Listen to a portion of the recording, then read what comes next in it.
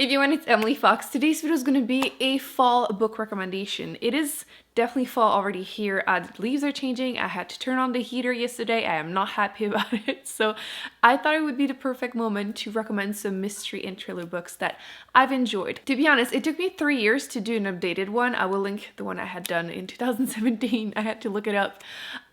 Quite frankly, because I haven't been reading a lot of fall like mystery thrillers that I've enjoyed. And it's probably because of the whole wave of like domestic thrillers. Quite frankly, not into the whole like wife, the other woman, kids, drunk wife, coma, you get it, like no, just not for me. So I've been kind of struggling to find mystery thrillers that I've enjoyed. So if you have any recommendations, please feel free to leave them in the comment section for me and other people, obviously. But these are the ones, the best ones that I have found in the last 3 years. So I will mention the positive, negative, obviously, to kind of give you an idea which ones might be for you. So let's get into it. First off, I wanted to talk about Riley Sage as an author. My favorite book by him is The Last Time I Lied. I actually just did a video where I review all 4 of his books if you want to see it. They're all like quick short reviews.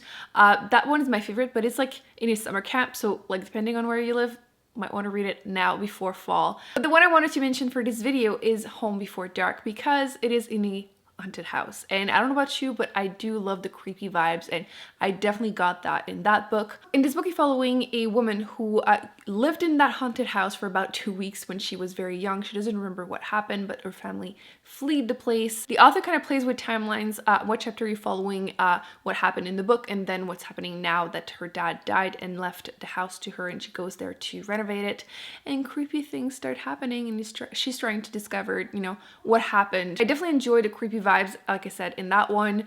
I like that the author tends to play with, is it supernatural, is it people, you kind of just never know.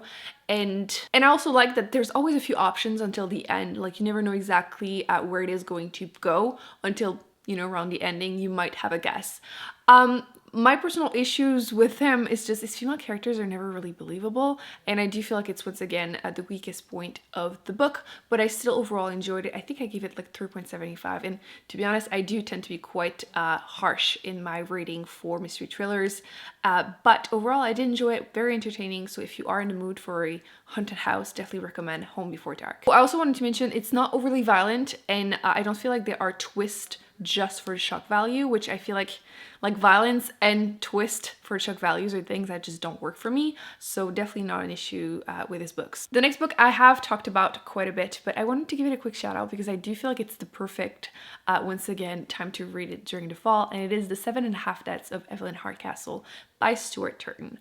Like I said, I've talked about that book a ton. It's one of those books that I gave a shot. It was brand new. I think there was like 1,000 reviews on Goodreads, and I decided to buy it brand new hardcover. I never do that, and I fell in love hard with it.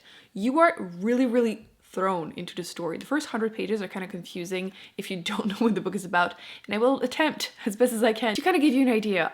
If you like murder mysteries but you don't mind a sci-fi twist to them, this is it. I love mystery thrillers with a sci-fi twist. Not gonna lie, there are a few in this video, but I ended up, I think, giving this book 4.5 stars, which once again, I do tend to be harsh, so that is fantastic. In this book, you follow a main character who has to try and figure out who murdered Evelyn Hardcastle. Every night she dies, and they don't know what happened, but the twist is they have 8 days to figure it out, and every day they wake up in a different body. They don't know who the different bodies are. They don't know who is trying to help them, who's trying to kill them.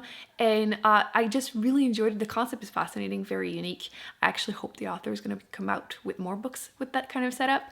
And yeah, I really enjoyed it. Definitely something I highly recommend. So if you like murder mysteries, try that one. And the book I wanted to recommend, I'm not sure how popular it's going to be, but personally, I really loved it. The first book is perfect, again, as a fall recommendation because you get small town weird vibes, you don't know what's going on, and it is the first book in the We Were Pine series by Blake Crouch. The first book I believe is just called Pines, and So good. The twist at the end of the first book, which obviously I'm not going to say anything, but it's either going to be a hit or a miss. So if you love it, definitely get the 2 of the books. If you don't like it, skip the rest of the trilogy.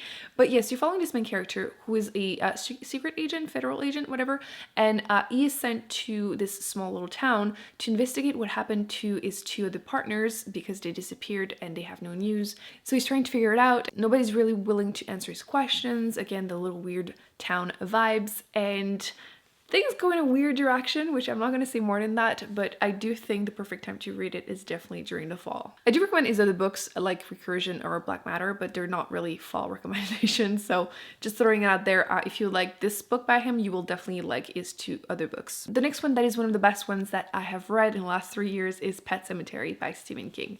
I'm personally not a huge Stephen King fan. I have read a bunch of his books just because booktube / so much hype, but this is one of the only ones that I think the ending is not atrocious, which I'm sure a lot of you feel the same, but his endings are always this one I didn't feel disappointed when I finished the book, and you definitely get the weird vibes in there.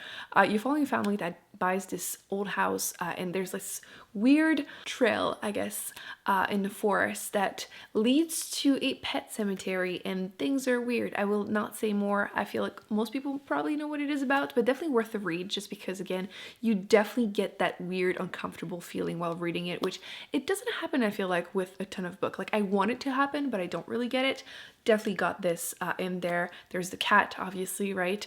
And again, perfect time to read it, definitely during the fall. I'm noticing patterns. I also want to talk about Sharp Object by Gillian Flynn.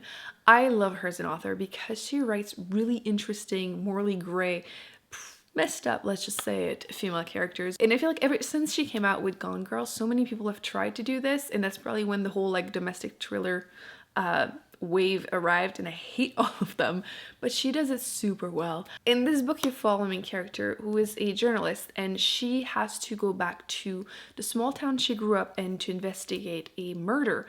And she is stuck going back to see her family. She doesn't have a great relationship, especially with her mom. You kind of get a little flash of what happened when she was growing up, kind of abusive family, and a lot of really messed up stuff happens. I highly recommend the book. Actually, like, it's kind of goes against this whole video, but I would recommend watching the TV show because Amy Adams is just so good in there. Like, it's so messed up. I actually want to kind of rewatch it. And although I think it happens more during the summer, to me, it still gives me fall vibes, and I definitely do recommend it in general as like a thriller. The author in general, but I believe this is the best one that I've read by her. I did not read Gone Girl yet. I did watch a movie, but it's not the same. But yes, Sharp Object is definitely very, very messed up, and if you're looking for more creepy, I guess, weird books to read, I do recommend her in general, but definitely this one. I really like Megan Miranda. I have read 2 books by her. I do recommend, again, right now, if you want to read like summer read, The Last House Guest, I think. I'll put it on the screen, because again, it happens during the summer. It's in a like small beach town, but because we're talking about fall, I do recommend also Missing Girl, All the Missing Girls by her. And again, she does like to play with timelines. Again, we're seeing another pattern for me. What happens is that the story is told backward. There is a young girl that disappears, and the book starts, well, you get a little bit of one chapter, I think, where it's like after, but then you go back 2 weeks before, and then the story is told backward, and it's just super interesting. And I didn't see all the twists coming, but it wasn't over the top, and it was just very different, very unique. I did really enjoy it, and I do think most people would too. So if you're looking for a recommendation perfect for right now, also another one I would recommend. I don't want to say too much about most of these books, I'm realizing, because obviously they're mystery thrillers. I feel like anything pretty much can be a spoiler, but I did enjoy her. Her writing is just good, so solid recommendation. I feel like a lot of people have talked about that book, but you know what? I just need to mention it because it is one of the best ones that I've read in the last 3 years, and it is Behind Her Eyes. I feel like everyone was freaking out about the ending, which me too. It seems like it's going to be a book that I will hate, and not gonna lie, the first maybe half, I was really questioning everyone's taste, because you're following a mom that is definitely an alcoholic. She basically had an affair with a married man and ends up becoming best friend with his wife. Like, it does not seem like it's gonna be something I'm gonna love, but a lot of weird stuff started happening, and I got hooked, and the ending is just so out there. You cannot see it coming. And I know there was like a hashtag that was trending when it came out and everyone was like divided, and I know a lot of you hated the book, but I loved it because I did not see it coming. And I do like a good sci-fi. I do like a thriller with some sci-fi elements, and it's not a spoiler to mention it because a bunch of stuff happens throughout the whole thing. But yes, you don't see it coming. I enjoyed it. I do recommend it if you like very unique thrillers, and we'll leave it at that. Check it out. I just actually finished Rebecca by Daphne du Maurier, so if you're looking for a classic, I do recommend it. I really want to check out My Cousin Rachel. I did watch a movie and it was amazing, so I'm actually curious to watch any movie about Rebecca. I'm sure there are some. I didn't watch any yet, but you definitely get that whole like gothic feel, and I did overall enjoy it. Not a huge fan of it, but I understand why everyone talks about the whole gothic thing now from this book, which is bringing me to my next recommendation, which is The Turn of the Key by Ruth Ware. This book was also very unique in the style that it is written, because it starts with the main character sending a letter to a lawyer, I believe, explaining that she didn't do it. She was living nanny, I guess. She was living in this weird house. We're seeing again the pattern, and she's taking care of two kids, and one of them dies while they are under care, and then it starts by her basically saying I didn't do it, and then telling her side of the story. You definitely get, once again, the whole weird vibes of the house, which, again, if you have any recommendations, please let me know because I love them. The writing was solid. I was really intrigued. I didn't see everything coming.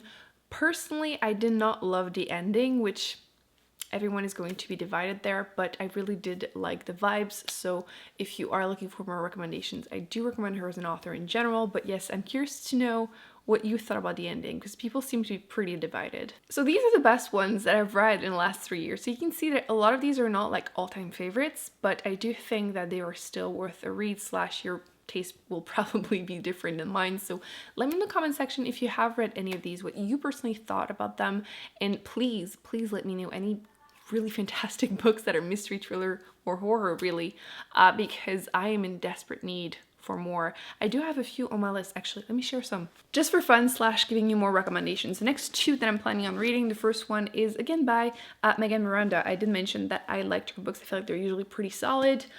This one is The Girl from Widow Hills, which is her newest book, so obviously I want to check it out. So that will definitely be on my TBR probably in October. Same thing with this one, which is The Deep by Nick Cutter. All I know is that apparently his books are really messed up. I don't know anything about either of them, but again, I do like to go into mystery, horror, thriller, really as blind as possible. So these are my TBR for next month. And yeah, we'll be putting more videos on the screen that I recommend you check out. And thumbs up, subscribe, and I will see you in my next video very soon. Bye.